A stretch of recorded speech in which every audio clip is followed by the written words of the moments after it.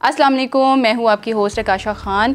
और जैसा कि आप जानते हैं कि हमारे इस सेशन में हम बहुत सारी इन्फॉर्मेशन लेकर आते हैं जो कि हेल्थ रिलेटेड होती हैं, जो ना सिर्फ आपकी फ़िज़िकल हेल्थ बल्कि मेंटल हेल्थ को भी ग्रूम करती हैं। आज हमारे साथ क्लिनिकल साइकोलॉजिस्ट यानी कि माहिर नफ्सियात मौजूद हैं, मिस मोफिया मलिक, जिनसे हम बात करेंगे कि मेंटल हेल्थ क्या है और ये किस तरह से हमारी ज़िंदगी पर असरअंदाज करती है और इसके लिए हम क्या क्या प्रिकॉशंस कर सकते हैं। आइए इनसे बात करते हैं। अस्सलाम वालेकुम। वालेकुम अस्सलाम। कैसी हैं मिस? अल्हम्दुलिल्लाह, I am good. Thanks for your time. Thank you. Miss, mental health क्या है और ये कितनी इम्पोर्टेंट है हमारी ज़िंदगी में? मेंटल हेल्थ हम इस उम्र में लेकर आते हैं कि फिजिकल हेल्थ या जिस्मानी तौर पे हमें कोई मसला होता है तो हम समझते हैं वो हमारे लिए कंसर्निंग पॉइंट है, हम डॉक्टर के पास या जर्नल फिजिशियन के पास जाएंगे। मेंटल हेल्थ बेसिकली आपकी वो नफ्सियाती हालत है जिसमें थोड़े से भी आपके ब्रेन केमिकल्स इम्बैलेंस होते हैं तो आपको कहीं ना कहीं प्रॉब्लम्स आना शुरू हो जाते हैं। जो मॉडर्न इरा हमारा चल रहा है, there are a lot of stressors जो कि हमारी पर्सनल और प्रोफेशनल लाइफ पे इन्फ्लुएंस करें। हमारे यहाँ अनफॉर्चुनेटली अब जाके थोड़ी सी अवेयरनेस होना शुरू हुई है, लेकिन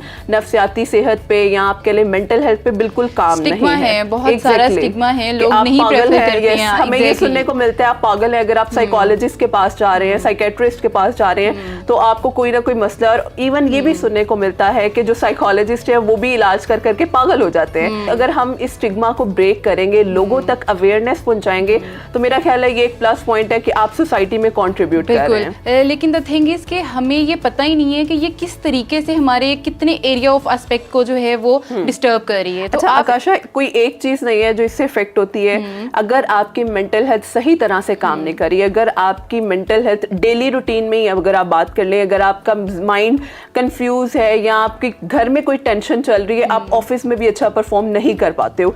हम क्या करते हैं, अगर हमें कोई भी मसला आ रहा है हम खाना पीना छोड़ देते हैं या बहुत ज्यादा ओवर ईटिंग, यानी आपकी एपिटाइट से स्टार्ट होता है, आपकी प्रोफेशनल, पर्सनल, इवन इमोशनली हम इतने ज्यादा डिस्कनेक्ट हो जाते हैं, हम अपने आप को बिल्कुल दुनिया से साइडलाइन कर लेते हैं। साथ हमेशा समझना शुरू कर देते हैं मुझे मर जाना चाहिए, इस तरह के वर्बेटम्स हम यूज करते हैं। कोई रास्ता नजर नहीं आता, हमें लगता है कि this is the end, this is the end of life, अब कोई और रास्ता आगे है ही नहीं। बिल्कुल ऐसे ही है। अच्छा, आपके अकॉर्डिंग जो है क्या वजूहात हैं, क्या कॉजेज हैं जो मेंटल हेल्थ की तरफ, आपको साइकोलॉजिकल प्रॉब्लम की तरफ जो है वो लेकर जाती हैं? क्योंकि जैसे फिजिकल आपने भी जिक्र किया है कि फिजिकल डिसीजेस का तो आपको पता चल जाता है, तो उसकी कॉजेज होती हैं डिफरेंट, तो ये ज़हनी यानी कि नफ्सियाती मसाइल की क्या वजूहात हो सकती हैं? डेली लाइफ में अगर हमें लग रहा है कि कोई ऐसे मसले की वजह से मेरी रोजमर्रा की रूटीन डिस्टर्ब हो रही है, जो एक नॉर्मल रूटीन है वो नहीं है, या मेरा काम करने को दिल नहीं करता, मेरा घर रहने को, किसी से बात करने को दिल नहीं करता, या बहुत ज्यादा मैंने अपने आप को एक जगह पे बाउंड कर लिया, तो वहां हमें सिग्नल मिलना शुरू हो जाता है देयर इज समथिंग,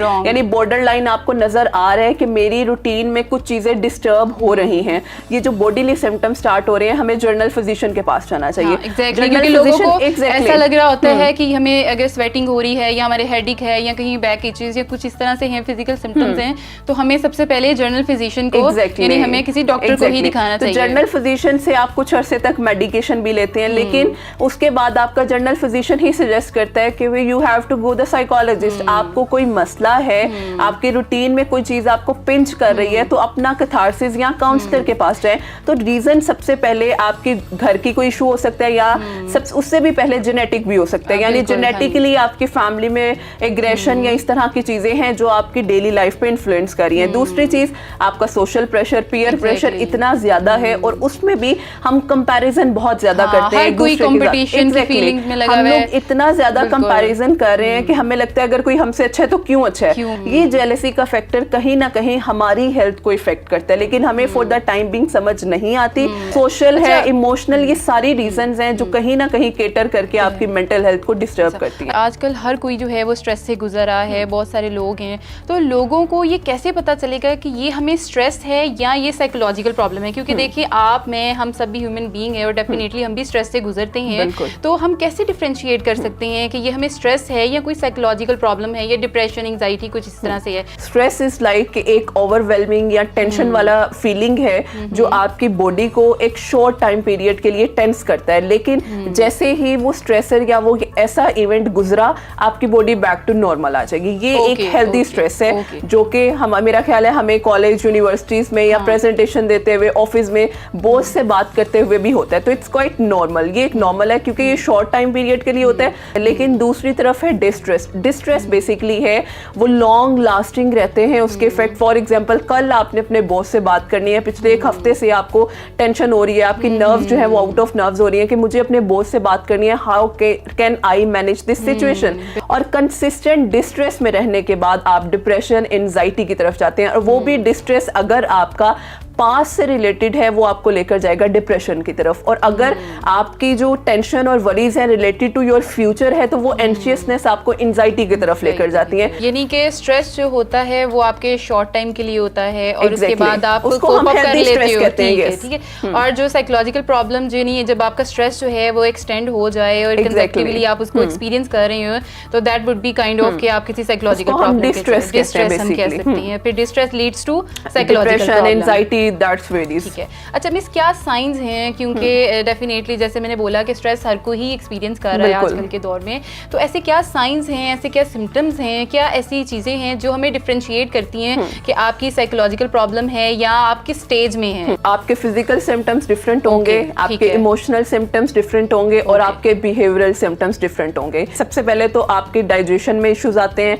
या कॉन्स्टिपेशन या डायरिया, लूज मोशन लग जाते हैं, बार बार यूरिनेशन का प्रोसेस तेज हो जाता है, ठंडे पसीने आना शुरू हो जाते हैं, उसके साथ हमारे हाथ कांपना शुरू हो जाए, हम बार बार हाथों को इस तरह से कर रहे हैं, हम टांग हिलाना शुरू कर देते हैं। यानी ये सिम्टम्स हैं जो फिजिकली आपको फील हो रहे हैं। आपके शोल्डर्स बहुत ज़्यादा स्ट्रेस होना शुरू हो जाते हैं, हर वक्त थका थका फटीग में रहना, तो ये बॉडीली सिम्टम्स आपके स्टार्ट हो जाते हैं। और हमें लगता है हमें शायद मैदे का कोई मसला हो गया तो हम जनरल फिजिशियन के पास वही बात आ जाती है, जाते हैं। अब दूसरी चीज़ जो हमारे इमोशनल चेंजेस आ रहे हैं, इमोशनल में देखें आपका मूड डिस्टर्ब हो रहा है, इरिटेबिलिटी बहुत ज़्यादा आ रही है, इंसोमिया के इश्यूज इतने आ रहे हैं, नींद यहाँ तो बहुत ज़्यादा है, यहाँ हमारी नींद बिल्कुल ख़त्म हो गई है, किसी से बात नहीं करने का दिल कर रहा, हम हर किसी को अवॉइड कर रहे हैं, अपने आप को कमरे में रखा हुआ है। आपका मूड डिस्टर्ब होने की वजह से आप लोगों के साथ अपने रवैये को बहुत ख़राब कर लेते हैं। आपके तीनों जो सिम्टम्स हैं, आपके बिहेवियरल, इमोशनल और आपके जो बॉडीली सिम्टम्स हैं, ये मिलके आपके स्ट्रेस को बहुत ज़्यादा आप कह लें नेगेटिविटी की तरफ लेकर जाते हैं, और वही बात है फिर सिवियरिटी की तरफ जाना शुरू हो जाते हैं। अच्छा, बहुत से लोगों को ये कंफ्यूजन होती है, जैसे आपने भी जनरल फिजिशियन का नाम लिया है तो लोगों को ऐसा लगता है कि शायद हमें डॉक्टर के पास जाना चाहिए। ठीक है, तो ये बड़ा एक कह लो कि लोगों को स्टिग्मा है कि हमें डॉक्टर के पास ही जाना चाहिए। तो आप क्या समझती हैं कि पहले तो आप डिफरेंस बताइए कि लोगों को पता चले कि साइकोलॉजिस्ट एंड साइकियाट्रिस्ट में क्या फ़र्क है, थोड़ा सा पहले आप ये काइंडली बताइए। साइकियाट्रिस्ट सिर्फ आपको मेडिकेशन प्रिस्क्राइब कर सकती है, थेरेपी नहीं, अंटिल उस साइकियाट्रिस्ट ने कोई थेरेप्यूटिक इंटरवेंशन में कोर्स ना किया हो या कोई इस तरह की डिग्री ना ली हो। दूसरी तरफ क्लिनिकल साइकोलॉजिस्ट जो है वो 18 इयर्स एजुकेशन लेते हैं, जैसे हम MS क्लिनिकल साइकोलॉजी कहते हैं, वो इटसेल्फ उनकी डिग्री है जो उन्हें क्लिनिकल साइकोलॉजिस्ट कहलाती है। और क्लिनिकल साइकोलॉजिस्ट इस काबिल होते हैं, वो आपको थेरेप्यूटिक इंटरवेंशन दे सकते हैं, आपकी असेसमेंट कर सकते हैं, और उसमें भी आगे सर्टिफिकेशन है, हिप्नोथेरेपी है, CBT, NLP करके वो अपनी प्रैक्टिस को मजीद इस चीज़ में लेकर चलते हैं। अब दूसरी चीज़ ये है कि अब सिम्टम्स जो हैं अगर आपके माइल्ड से मॉडरेट हैं तो यू हैव टू गो और विजिट साइकोलॉजिस्ट। साइकोलॉजिस्ट करेगा आपकी असेसमेंट, आपको बताएगा कि आपका जो मसला है उसकी नौयत क्या है, आया माइल्ड है, मॉडरेट है या स्वेयर है। अगर तो माइल्ड से मॉडरेट है तो साइकोलॉजिस्ट ही आपको थेरेप्यूटिक इंटरवेंशन की तरफ ले जाएगा। और अगर आपकी जो स्वेरिटी है वो बहुत ज़्यादा स्वेयर है कि आपकी रोज़मर्रा की रूटीन बहुत हद तक इफेक्ट हो रही है, तो वो रेफर कर देगा आपको साइकियाट्रिस्ट के पास। क्योंकि यहाँ पे थोड़ा सा डिलेमा ये है कि साइकोलॉजिस्ट बातचीत करते हैं तो इट्स नॉट लाइक दैट। हमारा 1 आवर का एक सेशन होता है और साइकियाट्रिस्ट का 5 से 10 मिनट हार्डली उन्होंने आपको मेडिकेशन प्रेस्क्राइब करनी। लेकिन हमारी कोशिश ये है कि हम उस 1 आवर में आपका मसला सुन के उसके अकॉर्डिंग आपको गाइड करें कि कौन सी इंटरवेंशन आपके लिए इम्पॉर्टेंट है। बिल्कुल ठीक है, thank you so much miss. यकीन करें मुझे बहुत से टिप्स जो हैं वो आपसे मिली हैं और डेफिनेटली हमारे देखने वालों को भी जो है वो काफ़ी हद तक जो है पता चला होगा। और आपने काफ़ी सेल्फ ग्रूमिंग की टेक्निक्स दी हैं सो दैट कि आप पहले किसी कंसल्टेंट के पास जाएं, उससे पहले आप पहले अपने आप को सेल्फ एनालिसिस कर लें, सेल्फ ट्रीटमेंट जिसको आप कह सकते हैं कि वो कर लें। तो आपने बड़ी अच्छी अच्छी सी टिप्स दी हैं और thank you so much. I hope कि ये सेशन जो है ये लोगों के लिए बहुत ज़्यादा बेनिफिट हो और हम नेक्स्ट जो है वो इसी तरह से ही करते हैं। ठीक है, थैंक यू। उम्मीद करती हूँ कि ये सेशन आपके लिए बहुत ज़्यादा इन्फॉर्मेटिव हुआ होगा और आपको पता चला होगा कि मेंटल हेल्थ कितनी ज़रूरी है हमारी ज़िंदगी में और ये किस तरीके से हमारी ज़िंदगी के तमाम पहलू पे असरअंदाज होती है और हम इसके लिए क्या क्या प्रिकॉशंस कर सकते हैं और ट्रीटमेंट प्लान काफ़ी सारे जो है हाईलाइट हुए हैं इस सेशन में। इसके साथ आपका कोई भी सवाल है तो आप कमेंट बॉक्स में हमसे पूछ सकते हैं, हम डेफिनेटली उसका जवाब देंगे। इसके साथ मुझे दीजिए इजाज़त, नेक्स्ट सेशन में दोबारा मुलाकात होगी। अल्लाह हाफिज़।